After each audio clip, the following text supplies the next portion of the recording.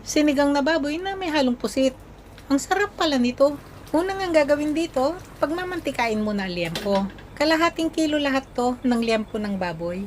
Ayusin lang ang pagkakalagay nito sa lutuan, takpan at lutuin hanggang sa matuyuan na nga ito ng tubig. Gamit dito yung malakas na setting ng apoy. Balibalik ta rin din pala itong liempo para naman pantay yung pagkakaluto nito.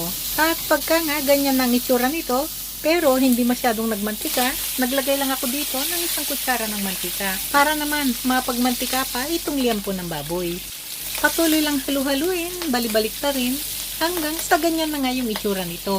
Ngayon, ilagay na to 1 piraso ng luya, 2 kutsara ng bawang, halu-haluin hanggang sa maamin na yung bango nito.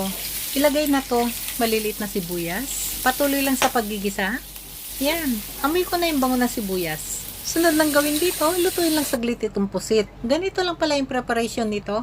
Hilain lang yan, palabas, yung parang plastic. Saka na dahan-dahan hilain palabas, ito yung parting nakadikit sa ulo. Ngayon, dahan-dahan nang tanggalin itong tinta. Ingatan lang yung pagtatanggal para hindi kumalat yung tinta. Bawat pusit nga pala, hinati ko sa 3 piraso. Saka ko na rin hiniwa-hiwa ng ganyan para mas madaling kainin.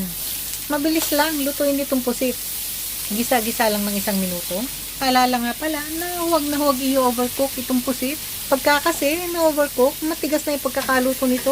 Magaspang na at makunat pa. Di na masarap kainin.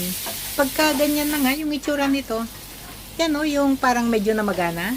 Pwede nang hanguin, saka na ito itabi. Yan palang katas na yan na galing sa pusit. Mas pasasarapin pa nito lalo yung lasa ng sinigang.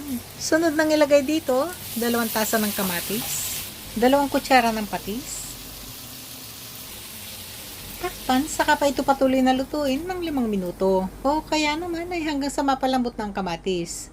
Gamit dito yung pinakamahinang setting ng apoy.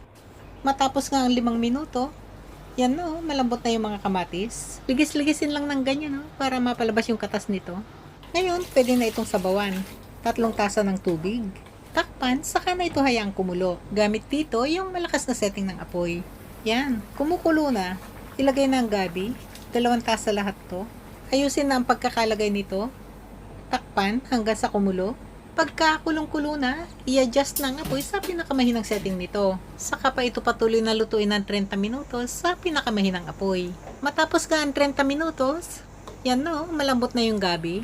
Para nga bahagyang mapalapot ang sabaw, magliligis ako ng mga 2 piraso nitong gabi.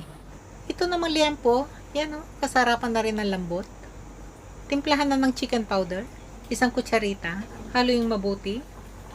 Ngayon, pwede nang tikman para maihusto ang lasa. Kanyama na. Ilagay ng berdeng sili, 2 piraso lahat to. 1 kutsara ng siling labuyo. Agad nang isunod itong pechay. 300 grams lahat to. Pwede rin pala dito yung ibang klase ng gulay. Takpan, lutuin ng 1 minuto o kaya naman ay hanggang sa makita na lanta na nga ang pechay. Gamit dito yung pinakamalakas na setting ng apoy. Pagka nga ganyan na yung itsura nito, tanggalan na ng takip. Siguraduhin lang na haluin itong mabuti. Pag wala ngang sariwang sampalok, lemon juice talaga ang pinang-aasim po sa sinigang. Kalahating tasa lahat to. Agad nang isunod na ilagay ito yung mga naluto nating pusit kanina. Paalala lang pala na ilalagay lang ang pusit bago ito iserve para naman makasiguro na hindi ito ma-overcook. Yan na kumukulo na. O ready to serve na to. Naku, mapakain na naman tayo nito.